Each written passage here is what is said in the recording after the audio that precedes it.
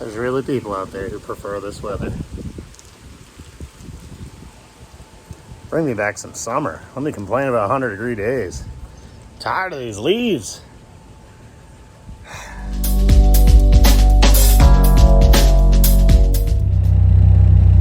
Years ago, when I first built this Corolla, it was going to be a drift car. I had just wrecked an A86, so the plan was just to transfer everything over that was transferable and drift this thing. Then, you know, my Mega Squirt took a dump after I did the swap a couple days, so then the car sat up. When the car was sitting up, I bought my Lexus. My Lexus was my new drift car. This thing was back to when it ever ran again, it was just going to be a street car. 2 years ago, I guess, when I put this 20 valve in, she became a full-time just street car. I daily it a lot, gets great gas mileage, it's a fun car. But now the Lexus is broken, and I really do want to drift this thing. So, in order to do that, there are some things that need to be fixed, and we're going to need to get another differential to either put my spool in or weld. And I'd like to get a different gear ratio. This car's a 3.9. I'd like to get the 410 that also came stock in these 6.3-inch 8-bolt Toyota rear ends. So that's the thought process. That's what we're going to try to do. There's a Lanier event that's this Friday. That's 5 days away. Maybe we can swing that one. So one of the things I need to fix is I did a bunch of silly stuff down here. So these here, you can see this was somewhere where I added a limiting strap on each side. And, well, you can't see it, but I also punched some holes in the floor here to run some air shocks up through so I could adjust my spring rates to carry load. So, in order to get to that, I'm going to have to pull my sub box out and my rear carpet up and see what we can address there. So here's where we started to tear the chassis. This side just punched through, a little tear there. This side though, if you look, it actually really started to tear. So we need to weld that up. Also going to go ahead and pull this rear battery I was running. It was a great theory. It did work, but since I don't have any kind of isolator, whichever battery had a better charge, which is always the front battery, would just stay charged, and this battery would slowly discharge and only be able to leach a little bit of charge off of the front battery when it was parked. So I had my amp, the sub, and my rear fuel pumps running off of this battery, and it gave me a few issues going down the road, so it's easier to just delete on it. I think one of these days I'm lying to you guys. One of these days though, I should switch from using these lawn and garden batteries to an actual car battery for the front, and I'd probably be fine. So we'll pull that out, weld up some of this stuff, and then we need to go to the bottom side. But the guy with the differential that I need, he just hit me up, so I think we're gonna run and grab that today. Probably should have opened the window before starting to grind in here. So yeah, hold that breathe for a second.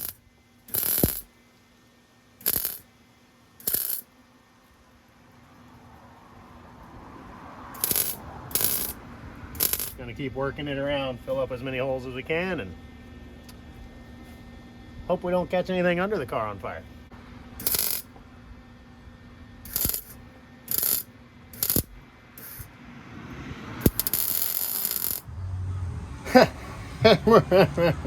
Wouldn't be me if we didn't try to die. So I'm up here, and I had started welding up spider webs.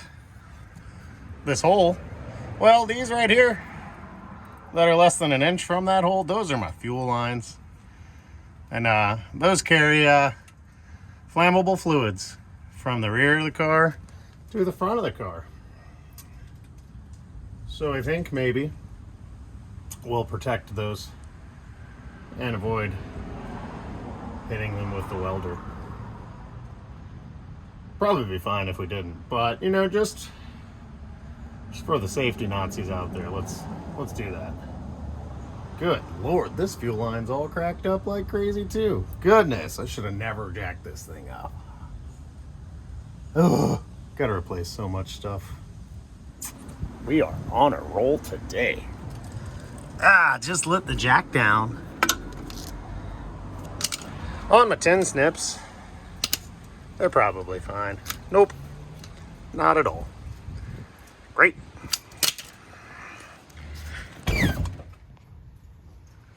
Well, welding on the inside is done.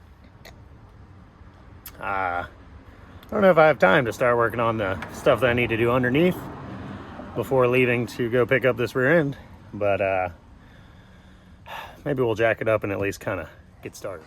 So, next part we need to weld up is my bracket I added for panhard bar.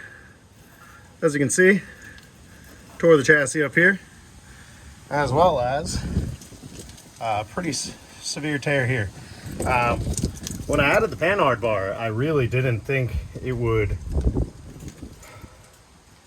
be under as much load as it ended up being under, you know, because leaf springs, they're supposed to center your axle side to side in a leaf spring vehicle. But clearly, the panhard bar was doing a lot on this chassis. It helped a ton with the chatter and wheel hop that the leaf spring cars have. But because I didn't think it was going to be under so much load, I just kind of threw it in this corner, welded it up all around, and assumed it would be fine. Then one day I got a bunch of wheel hop and kind of heard a crinking back here. I came to look, and my bracket was tearing out of the chassis. So we need to clean all this up, brace this up, weld up the cracks, and put it back in there. Fun.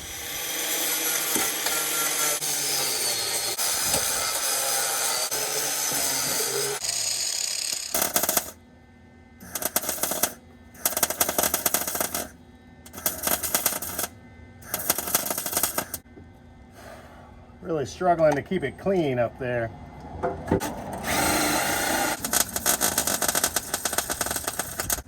Out my finger. Always good to check for fires on the other side. We're not there yet. Getting close though. Cannot even begin to express how little good fortune I've had dealing with cars, vans, this week, month, definitely month. So, yesterday, got started welding up the panhard bracket and some of the cracks in the chassis on the Corolla. Got in contact with a guy, his name's Benji, Corolla Pickers, Toyota Pickers, I think, out of South Carolina on Facebook. Great guy.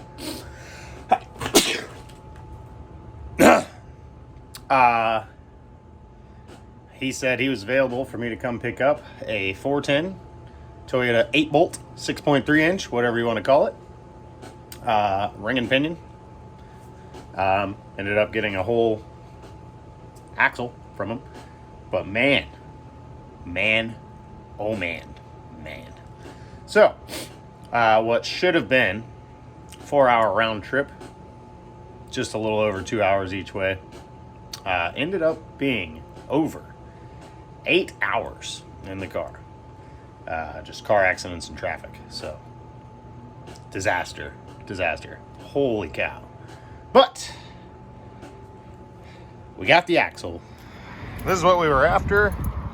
It's from a TE72.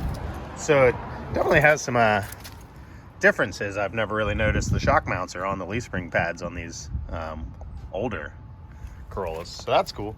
So, TE72 would have been like a early 70s Corolla. I'm assuming if it was a 410, it was probably a Toyo Glide 2-speed automatic. So he said off the VIN tag it was a 410 ratio. I choose to believe him, but we'll blast it apart and make sure that's the case. See what type of carrier this has, and we'll either weld her up or throw my mini spool in. Have a 410 ready for the Corolla. I wanted to get her drained, but that is completely caked in there with dirt. Already started hitting it with the wire wheel. Goodness, off to a great start.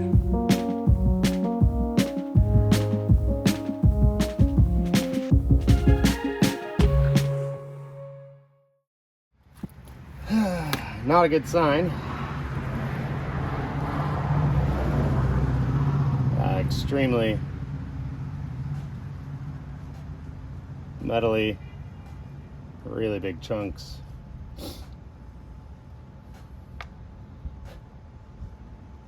Great.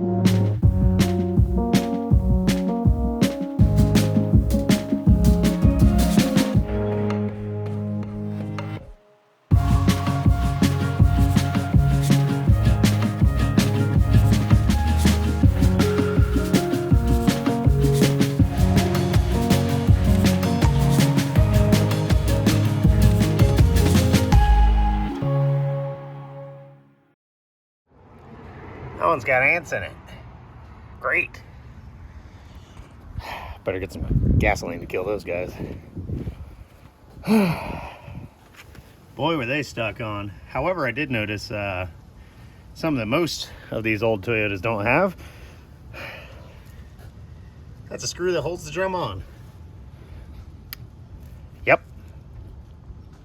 Let's kill these ants before we do anything else. I don't do ants. Didn't even notice this one took the whole brake pad lining off. But it came out.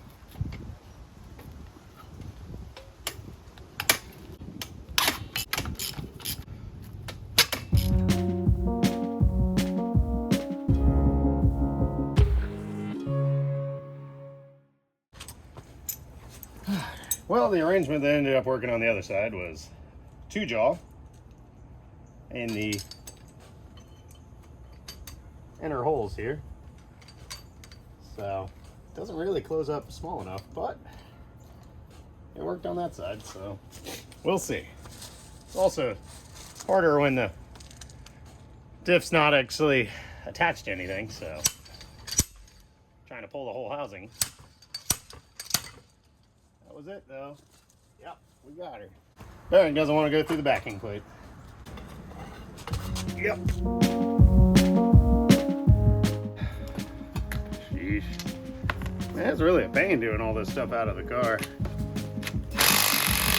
There's 8 differential bolts. These Toyota 6.3s are called 8 bolts, or 6.3 being the ring and pinion is 6.3-inch diameter. Thought this housing would be kind of nice to have as a spare, but kind of don't even care.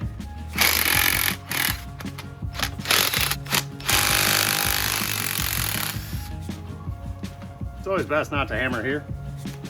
It's actually a bearing surface on the inside of there, and even if you even just deform it the slightest bit, you can actually cause yourself future bearing wearing issues.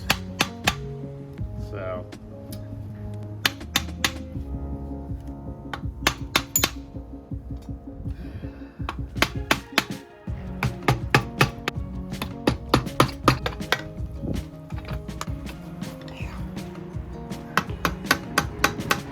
well, we're stuck on the one long stud. Oh, come on. Gonna do some magnet fishing in the housing here. The drain plug magnet had a lot of material on it. It's pretty big chunks. Only some chunks here. What do we got? Large chunks in that. Kind of looks like a bearing. Hopefully not any teeth. It's probably teeth. Bad thing is there's a lot of metal chunks. The good thing is, it doesn't seem to be a lot of metal. Just for laughs though, guys, that's how small Toyota axle housing is for these old Corollas. Hey, they're tiny. This thing weighs, I don't know, 25, 30 pounds. It's itty bitty. I mean, tube diameter, like axles or exhaust size. But light little cars, they worked out all right. They were pretty fragile even back then. Got the diff on the bench. Okay, I've marked this tooth on the pinion. We're going to spin around, count how many teeth that is, And then we'll do the same with the crown. Now, if you look real close, right in the ends of the cut for the teeth, it looks like the pinion depth was set too deep. And then the leading edge of the pinion looks a little rough too. So more than likely, someone either did a rebuild on this or a pinion seal and over tightened the pinion. Because these don't have shims or anything to set pinion depth. They have a crush sleeve. And if you overdo it, it sends it, well, that would pull it too shallow. I don't know. I don't know what I'm talking about. Don't listen to me. We're going to go break this today. It's gonna be awesome. We had 10 tooth pinion, 41 tooth ring gear.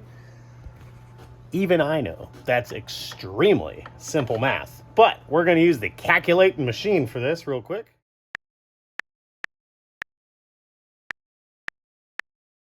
So the quick maths on that works out to 41 divided by 10 is 4.1. So we have a 4.1 410 final drive. What we were looking for. So assuming it's in decent shape, we can throw the spool in. I really want to just weld this thing for time and simplicity, but I am not the best at welding, and these windows to get to the pinions on these 6.3s are tiny. So the best thing to do, pull it apart. I've got a mini spool I can throw in this center chunk and do it the right way. So what we have here is a 3.9 Toyota 6.3 that I pulled out of an 82 sedan last time I wanted to take the wagon drifting. Then I found out something that I'm sure some people know, but definitely most people don't. The 8-bolt 6.3 Toyota rear axle, all of the internals are pretty much directly interchangeable from the late 60s to the late 80s. Don't quote me, but an incredibly long run on that, all directly interchangeable parts. So one thing that is actually different for the wagon rear axle than every other axle is that the wagons have a larger diameter bearing.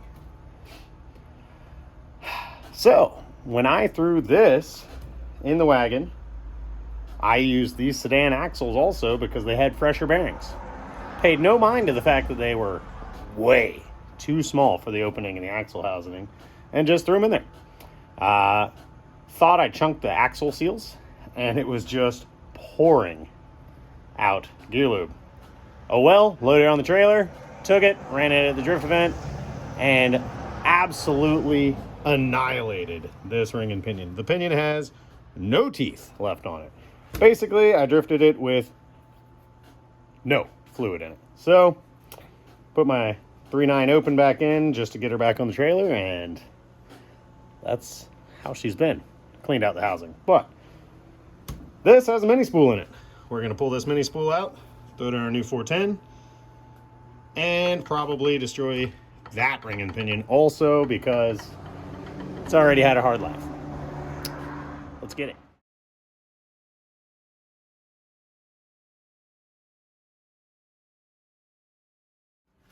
So this little guy, that's our mini spool. She goes inside the carrier here and replaces our spider gears. Simple. And it's a good failure point. Hopefully this wears, tears up before your ring and pinion. And maybe gives a little bit of spring effect to prevent from shearing axle shafts. Probably not, but who cares? It's just a 6.3. One thing to note here is, very vaguely, I'm going to still go by feel, but I marked my caps. So tried to get it lined up to where visually there's no mark. So I can just drop these caps back in the way they came out. Now these are threaded, allow you to set your lash by setting the depth of your ring gear. So I'm just gonna blast the caps off, pull this whole thing out, try to set it back stock. If I need to get it back to, this lash seems pretty good. Like I said, I think pinion depth is the actual bigger issue with this one, and we are not gonna touch that. At least not this week. So, got my caps loose. Should be able to just pull them right out of the top and take the carrier out, throw our spool in.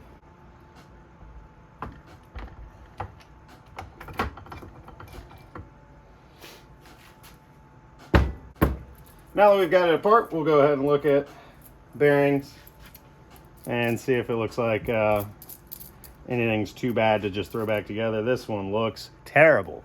We're gonna pretend we didn't see it. Yep, it's fine.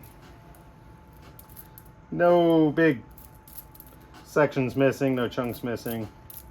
Cage isn't destroyed. This one's just got some real deep pitting from rust. But, you know, what's just one little bearing out of, I don't know, 70? It's probably fine. So, with careless abandon, we put this back together. Still feels good. It's a little on the loose side, but as things get hot, they swell, so they tighten.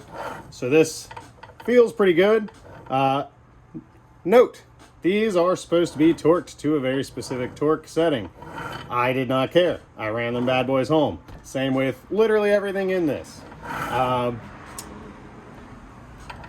Mark the caps, we're back where we were. Man, whoever took this thing apart last time, which definitely someone has been in here, they ran these tabs home. They don't really even, you see, I didn't even do all of them. They don't need to be smoked. They just need to be stopping that from turning. So, one thing I did notice though, is that differential that we just got is a 2-pinion design. The one we replaced is this 4-pinion. So there's 4 of these shafts that go down through the carrier here. All 4 of them went keyed into the spool. So this being only a 2-pinion, it's got just the one long pin going through, securing it all together. So probably weaker, being that it's only supported by this one pin. So I would say on this rear end, other than the small ring and pinion that's already kind of in questionable condition, I would say that pin is probably our failure point. But we are locked. We have a 410. Don't have any RTV, need to clean this up. And then whenever we're ready to get her in, the Corolla, we'll have a locked 410 instead of an open 3.9, and she'll be ready to drift. So that's cool.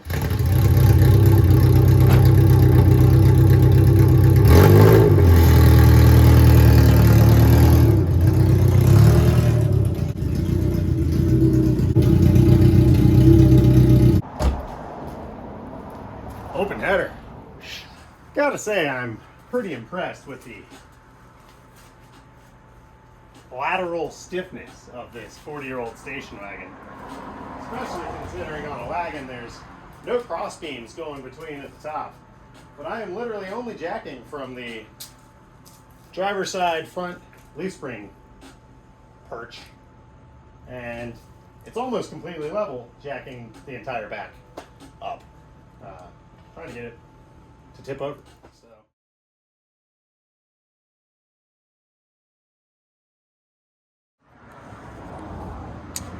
We got the panhard bar back in. She's fairly level, braced up, welded up all the cracks in the chassis. Definitely got to work on my upside down welding, but you know, it's in there, it's done. Not gonna throw the exhaust or the shocks back on because tomorrow probably I'll go ahead and throw that 410 diff in and get that situated. Today just need to get the wheels back on, support it by the axle, and center up the panhard bar. We'll call it a day.